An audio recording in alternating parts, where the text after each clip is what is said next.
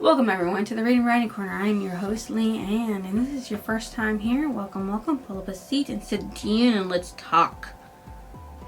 If you've been here before, well, you know the drill by now. We're talking about the non-spoiler part of this video for Breach of Peace by Daniel B. Green, a YouTuber that you might know for his fantasy news. This is his novella.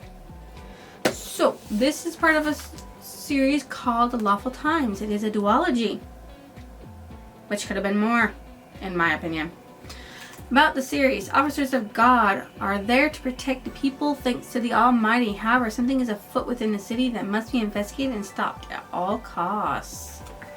What made me read this book? Well, it is a book written by a YouTuber that I watch and wanted to support him and see what kind of writer he is. I'm hoping, beyond hope, Rebels Creed, whichever, Rebels Creed or Greed is better than this, and I'm also hoping that Neon Ghost is good as well, because this was not as good as I thought it was gonna be. Anyways, the blurb. When an Imperial family is found butchered, officers of God are called to investigate. Evidence points to a rebel group trying to stab fear into the very heart of the Empire. Inspector Child, I think that's how you say their name, begins a harrowing hunt for those responsible. But when a larger conspiracy comes to light, she struggles to trust even the officers around her. Bum, bum, bum. Clyde ran a toy case that would drag her down into the bowels of hell with consequences that changed her life forever and not for the better. So the setup and motives of the characters is brief because the book was not as long as a regular novel as it is a novella. There was little time to set up anything. The briefest of information on how the characters tick was given to the readers. How the characters react to the situations they are placed within seem to be accurate. I wouldn't know, as I have never been put into these kind of situations before. I'm not an inspector. I don't smoke. I don't investigate stuff. I don't live in a city with people with superpowers. So there's that. This genre is considered to be a dark fantasy. Did this live up to my expectations? Sort of. It was interesting, but it was short, and it did not end on a happy note. Which, as you know, I like things that end on a slightly happy note. And if it's a duology or series, okay, happy, does it end on a happy note? Okay, that's fine. As long as the second one, or the third one, or the ending ends on a happy note. But this did not end on a happy note for any of the characters. Like, I don't know the happy ends. No. Which character do I like most? Inspector Clyde Child, because of her curiosity. I doubt I'll say her name right throughout the whole thing. So, bear with me. Which secondary character stood out the most? Inspector Chapman, because he had a lot of secrets and was using two networks to his advantage. What was more important, the characters or plot? Honestly, with the plot and the story being so short, I couldn't tell whether the characters or the plot was more important and which moved the other forward. It had two voices and it didn't affect my reading. The main voice, there was one main voice and one smaller one. I will end this part of the non-spoiler review section with, should you go and read this story? Well, this story and series. Yes, if you are in a dark fantasy and unhappy endings that leave you wanting to know what happened next, because I want to know what happened next. But I did not draw for my next month, July. Did not draw Rebels Creed. I can't even read the thing. Rebels Creed. There you go. That's what it is. It's Rebels Creed. I did not draw Rebels Creed. So, I will not be reading that anytime soon. Hopefully, eventually, I will be reading it. Now, if you are leaving because you don't want to stay for the spoiler section, please drop a comment, a like, or your lovely subscription before you go. In this book, you meet the main characters, side characters, important reading carrying characters. You have Inspector Child Witter. She worked for the 7th Precinct and she escaped death by fleeing the scene but was captured in the end, and we only know that she was going to be used in an experiment by one of the Chosen. So she finds out about a conspiracy. She finds out about one of the inspectors working for the rebels, and she tries her best to do something about it.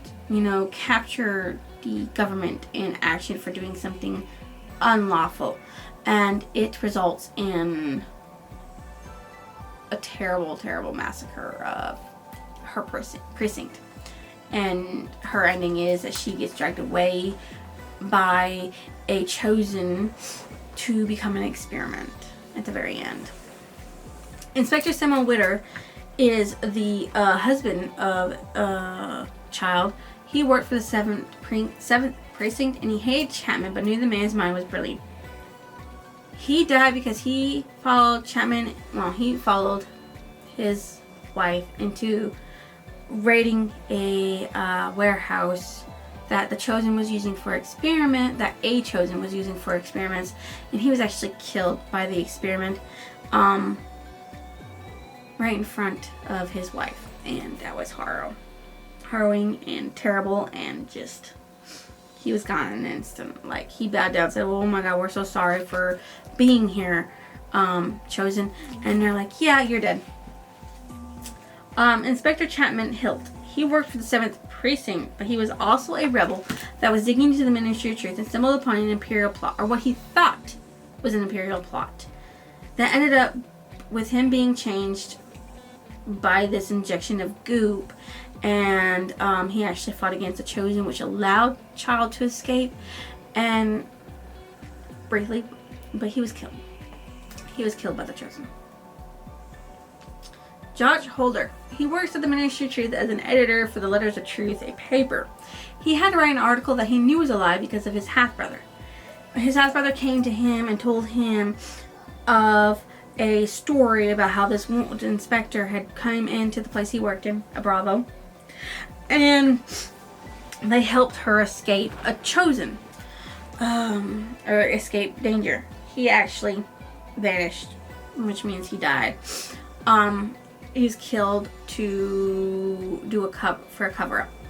And that's what the article was, because the article was a cover-up saying that his brother had died before his brother talked to him, which he knew was a lie because his brother had talked to him hours later, and it was saying he died at the same time as everybody else in the Bravo, and nobody survived. So that was something he had to keep quiet about because he didn't want to end up being offed by the Ministry of Truth for knowing that it was a lie. So he chose to write the article that was a cover-up, and he knew that, and he cried. That was the last chapter. That was just horrible. A third tear hit the letter. Josh laid his hands on his typewriter and began writing lies. He thought he was writing the truth, and then now he finds out he's just writing lies for the ministry. Alright. The Chosen. They're called an anointed one that was made into a demigod by the Almighty. They're allowed to do whatever they want, including killing anybody without repercussions. Officer Smiths, Officer Rollings, they're officers that you meet in the book, in the beginning of the book, and they both die at the warehouse. Captain Williams, who did not go to the warehouse but died at his precinct because Child went back there to report to the precinct, and he was like, "What's going on?" And he was like, "This is what happened." And the captain, who was one of the first officers of law who started the whole precinct stuff and everything and trained Child and Chapman and Samuel, said, "You need to run and escape and live on and dig in more into this because there's others. I've just got to protect you." He died by the Chosen as well, and so did the others who had stayed behind, rookies. They died as well.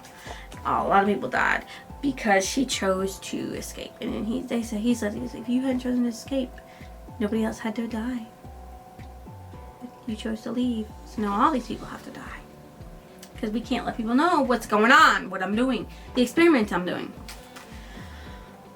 There are only 2 POVs within this story, and those are Inspector Child Witter, which is the majority of it until she's hauled off by the Chosen, and Josh Holder, and they're both in the third person point of view. My favorite character was Samuel for supporting and backing up his wife in everything she did. My most disliked character was the Chosen because he just killed everyone that found out about the experiment and took Child to be an experiment as well because they needed replacements.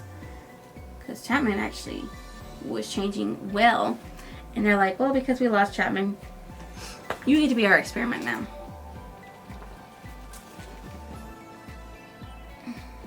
It was told in chronological order with appropriate language for a dark fantasy. It had foreshadowing and suspense. How brief it was because of how many pages it is. I mean, like, this book was 134 pages. It was not long. It took me a day to read. The background was explained enough to understand for however short the book was, even though there should have been more. I mean, I needed to know more about it.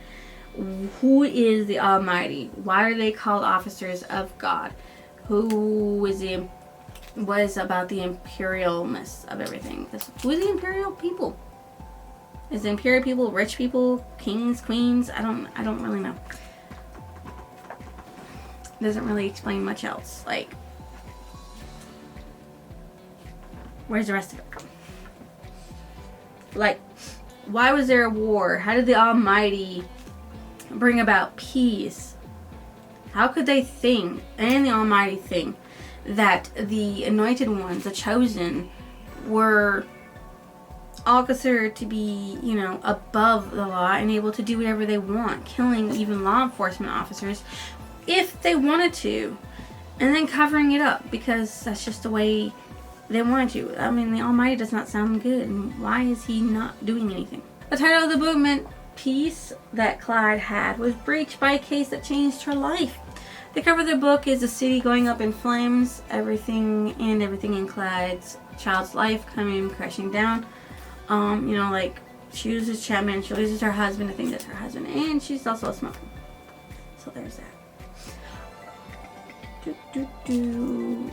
What stood out as memorable is how fast-paced the book was. I wish it would have slowed down and explored more of the world and the characters, because it was really fast-paced. It was like, this murder happened, they got involved in this conspiracy. I gotta go find this out. Oh, I found out that this is happening. We're gonna go and investigate this scene. And now we're going to all die and one be kidnapped and tortured. Woo. I mean, like, boom, boom, boom, boom, boom. My favorite passage from the story is Child and Samuel shared their last kiss. This was a beautiful sentence used for foreshadowing, and it was the most blatant foreshadowing you could have ever known. You knew either Clyde or Samuel were going to die when this was written. When you read this, you just knew it. You knew one of them was going to be dead. One of them was going to die, and that's a blatant, out there in your face type of foreshadowing. My favorite quote: "Love is a beautiful thing." I believe the Chosen one said that. Yeah, it was a Chosen. The Chosen killed Samuel. What I thought about the ending of the book, it was okay. I feel it would have been better not to have ended where it did, but to make it the novella a little longer with more stuff going into it, it could have ended on a better note, or even expanded more into the world to make it feel less of a cliffhanger. I need to read the next chapter type of novella.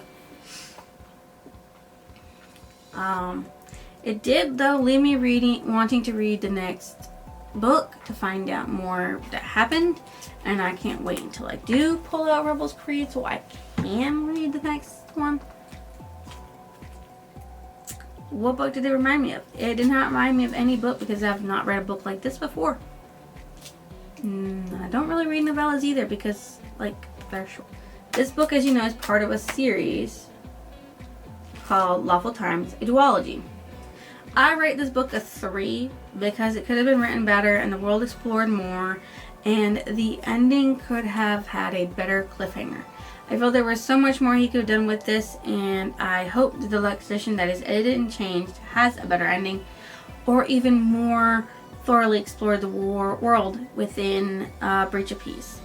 And I'm really sad that I'm not going to be able to read that and be able to compare this version with the newer version that Daniel Green did to please himself, because he did not, I guess he wasn't happy with everything within the book, and he learned a lot more by writing more books. So I'm glad he decided that what he did in this, he could have done better, and I wish I could read that to see and compare. If you think I deserve a like, comment, or your lovely subscription, drop it down below. I will see you next illusion.